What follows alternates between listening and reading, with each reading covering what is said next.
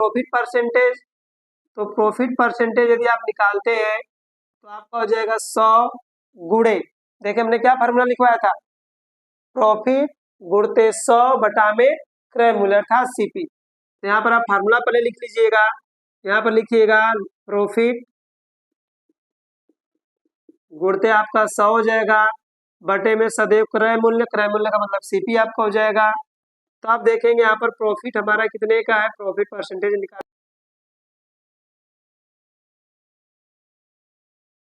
Welcome बच्चों, आज हम लोग एक नया अध्याय लाभ हानि प्रॉफिट एंड लॉस में उपस्थित है। आज हम लोग लाभ और हानि के बारे में पढ़ेंगे, ठीक है।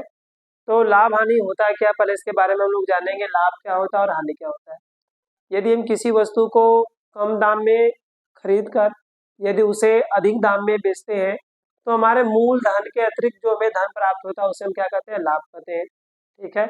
और यदि कोई वस्तु अधिक मूल्य पर खरीद कर यदि हम उसे कम मूल्य पर बेचते हैं तो हमें जितने रुपए की घाटा होता है, मान लीजिए हमने 20 रुपये कोई वस्तु खरीद कर यदि उसे हम 16 रुपये में बेच दें तो हमें 4 रुपये का घाटा हो गया, तो इसको हम बोलते हैं हानि, ठीक है। तो इसमें आपका क्रय और विक्रय मूल्य होता है। तो सबसे पहले हम जानेंगे क्रय विक्रय मूल्य क्या होता है। देखिए, क्रय मीन्स होता है आपका खरीदना, ठीक है। क्रय मूल्य, क्रय मूल्य को इंग्लिश में सीपी हम बोलते हैं, ठीक है, शॉर्टकट सीपी। तो क्रय मूल्य का मतलब होता है किसी वस्तु को हम जिस दाम पर क्रय कर रहे हैं, खरीद रहे हैं, उसे हम क्या कहेंगे, क्रय मूल्य कहेंगे। ध्यान रखिएगा, जिस दाम पर हम किसी वस्तु को खरीदते हैं, ठीक है, क्रय मूल्य होता है खरीदना, खरीदना, ठीक है। अर्थात जिस मूल्य पर हम किसी भी वस्तु को खरीद रहे हैं वह हमारा हो जाता है क्रय मूल्य। इसके बाद हमारा आता है विक्रय मूल्य। विक्रय मूल्य, ठीक है, विक्रय मूल्य का मतलब होता है बेचना। यदि हम किसी वस्तु को जिस मूल्य पर बेच रहे हैं, ठीक है, यदि हम किसी वस्तु को खरीद कर यदि किसी मूल्य पर बेच रहे हैं तो जिस मूल्य पर हम बेच रहे हैं उसे क्या कहेंगे, विक्रय मूल्य कहते हैं। और इसके बाद आपका होता है लाभ या हानि, ठीक है। तो लाभ हानि क्या होता है, इन दोनों का अंतर होता है। यदि हमारा विक्रय मूल्य, अब कब लाभ होता है कब हानि होता है, तो लाभ आपका कब होगा, यदि आपका एसपी अर्थात विक्रय मूल्य बड़ा होगा किससे, सीपी से अर्थात क्रय मूल्य से। यदि हमारा विक्रय मूल्य क्रय मूल्य से बड़ा होता है तो उस स्थिति में हमें हमेशा क्या होता है, लाभ होता है। उसके बाद आती है आपकी हानि। हानि आपको कब होगा, यदि हमारा एसपी जो है अर्थात विक्रय मूल्य जो है, सेलिंग प्राइस जो है, यदि आपका सीपी से छोटा होता है तो इस स्थिति में हमें हानि होती है। ध्यान रखिएगा, वस्तुओं को खरीदना क्रय मूल्य कहलाता है, वस्तुओं को बेचना विक्रय मूल्य कहलाता है। कब हमें लाभ और कब हानि होती है इसके बारे में भी हम देखेंगे। तो लाभ बराबर आपका होता है कब, आपको लाभ कब होगा, जब एसपी ग्रेटर देन होगा किससे, सीपी से, अर्थात हमारा विक्रय मूल्य क्रय मूल्य से बड़ा होता है तो उस स्थिति में हमें लाभ होता है। और विक्रय मूल्य हमारा यदि क्रय मूल्य से छोटा होता है तो उस स्थिति में हमें क्या होती है, हानि होती है, ठीक है। तो यहाँ से यदि हम लाभ का फार्मूला बनाएं तो इस तरह लाभ बराबर, इंग्लिश इसको प्रॉफिट आप बोलते हैं, प्रॉफिट। तो प्रॉफिट बराबर आपका हो जाएगा विक्रय मूल्य, विक्रय मूल्य माइनस आपका क्रय मूल्य हो जाएगा, विक्रय मूल्य माइनस क्रय मूल्य, ठीक है। लाभ बराबर हमारा होता है विक्रय मूल्य माइनस क्रय मूल्य। इसको यदि इंग्लिश में लिखना चाहते हैं तो आप इसको लिख सकते हैं एसपी माइनस सीपी। और हानि बराबर आपका होता है, हानि बराबर यदि हम देखें तो हानि बराबर आपका होता है क्रय मूल्य, ठीक है। अच्छा छोड़िए, इसको बाद में देखेंगे, पहले आप इस पर आधारित कुछ फार्मूले देख लीजिए। यदि हम लाभ के सापेक्ष देखें तो लाभ बराबर हमारा हो जाएगा विक्रय मूल्य माइनस क्रय मूल्य अर्थात एसपी माइनस सीपी। यदि हम यहाँ पर विक्रय मूल्य का फार्मूला लगा दें लाभ के सापेक्ष तो विक्रय मूल्य बराबर हमारा होता है क्या, क्रय मूल्य, क्रय मूल्य प्लस आपका लाभ हो जाएगा, क्या हो जाएगा, क्रय मूल्य प्लस लाभ। और यदि क्रय मूल्य का मान निकालना हो तो क्रय मूल्य बराबर आपका हो जाएगा, क्रय मूल्य बराबर, देखिए यहाँ पर आपका हो जाएगा विक्रय मूल्य, विक्रय मूल्य माइनस लाभ।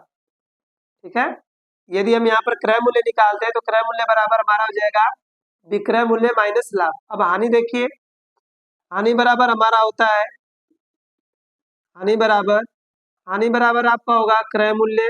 इस स्थिति में हमारा क्रय मूल्य क्या होता है, बड़ा होता है, विक्रय मूल्य छोटा होता है। तो क्रय मूल्य बराबर आपका हो जाए, हानि बराबर हो जाएगा क्रय मूल्य माइनस विक्रय मूल्य, विक्रय मूल्य। ठीक है, इसके बाद देखिए आपका इसके सापेक्ष यदि आप विक्रय मूल्य का मान निकालना चाहते हैं तो विक्रय मूल्य बराबर आपका हो जाएगा विक्रय मूल्य बराबर क्रय मूल्य बराबर आपका हो जाएगा माइनस हानि, सॉरी विक्रय क्रय मूल्य माइनस हानि, जितने रुपए की हानि होगी उसका माइनस कर देंगे। और क्रय मूल्य बराबर हमारा हो जाता है, क्रय मूल्य बराबर विक्रय मूल्य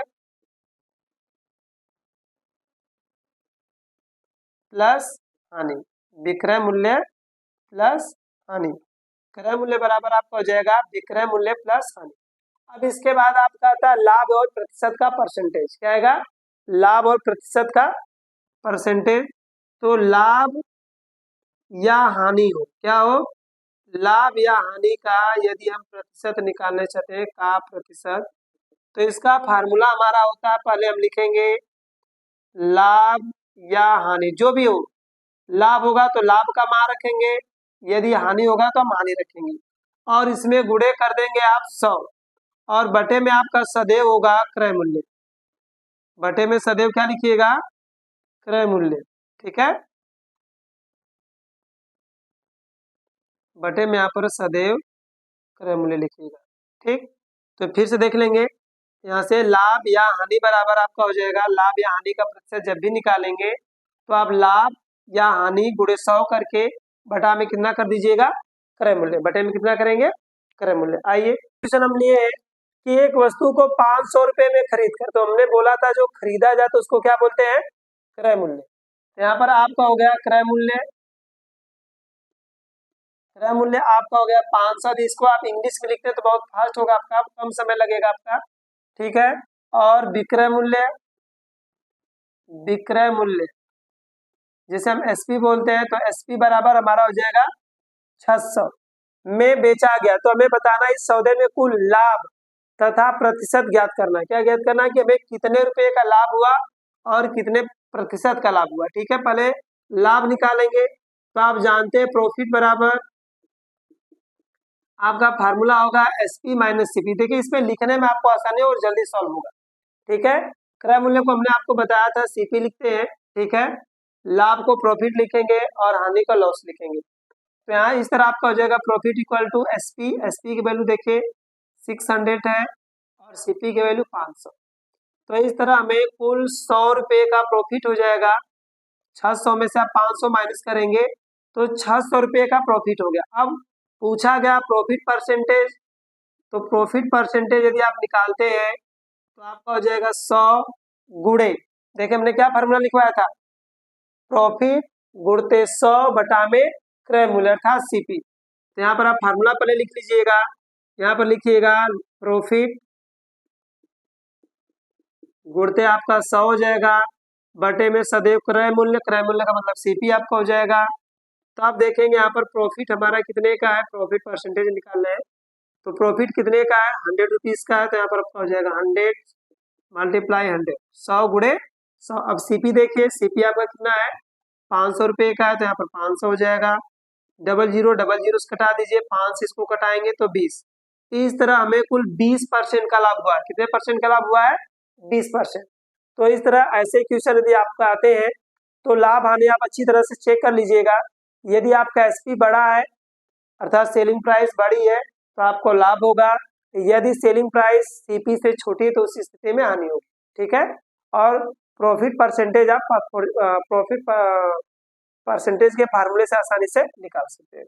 क्वेश्चन नंबर 2 में देखिए कह रहा है एक कुर्सी की लागत, लागत का मतलब होता है आपका क्रय मूल्य, उसमें हमने कितना पैसा इन्वेस्टमेंट किया है, ठीक है, या कितनी लागत लगी, तो इसको भी आप सीपी लिखिएगा। क्वेश्चन नंबर 2 है, तो सीपी आपका हो गया 180। उसके बाद देखिए उसे 216 रुपये में बेचा गया है, तो यहाँ पर आपका हो जाएगा एसपी, एसपी बराबर हो गया 216। तो देखिए इसमें कौन बड़ा है, देखेंगे 216 बड़ा है अर्थात एसपी बड़ा है। यदि एसपी ग्रेटर देन सीपी हो गया तो इस स्थिति में सदैव क्या होगा, लाभ होगा, प्रॉफिट होगा, प्रॉफिट। तो प्रॉफिट की वैल्यू निकालिए, तो प्रॉफिट बराबर आपका हो जाएगा, आपका क्या फार्मूला होता है, SP minus CP, SP minus CP. तो एसपी कितना आपका है 216, सीपी कितना हो जाएगा 180। अब इन दोनों को माइनस कर लीजिए, यदि हम दोनों को माइनस करते हैं तो यहाँ पर आपका हो जाएगा 6 और यहाँ से कर ही लेंगे 11, 11 में से यदि हम 8 माइनस करेंगे तो आपका हो जाएगा 3, अर्थात कुल 36 रुपये का यहाँ पर हमें क्या होगा, 36 रुपये का कुल लाभ होगा। अब इसका परसेंटेज निकाल लीजिए, प्रॉफिट परसेंटेज, तो आपका हो जाएगा 36 गुणते 100 बटा में कितना करिएगा 200, सॉरी 180 आपका होगा 180। तो यहाँ पर देखिए 0 0 से कट जाएगा, 18 कम 18, 18 दूनी 36, 2 से गुणा कर दीजिएगा। यहाँ पर भी लगभग आपको लगभग क्या एक्चुअली 20% का प्रॉफिट हो गया। अगला क्वेश्चन थोड़ा सा हट के हम लिए हैं, देखिए कह रहा है कि मोहन ने 5 लाख रुपए में एक प्लाट खरीद कर आधा प्लाट मतलब उसका आधा भाग 10% लाभ पर बेचा है, ठीक है, परसेंटेज होगा 10% लाभ पर बेचा है तथा शेष आधा भाग जो है उसने 15% के लाभ पर बेचा है, तो हमें बताना इस तरह से कुल कितने प्रतिशत का लाभ हुआ, ठीक है, कुल कितने प्रतिशत का लाभ हुआ।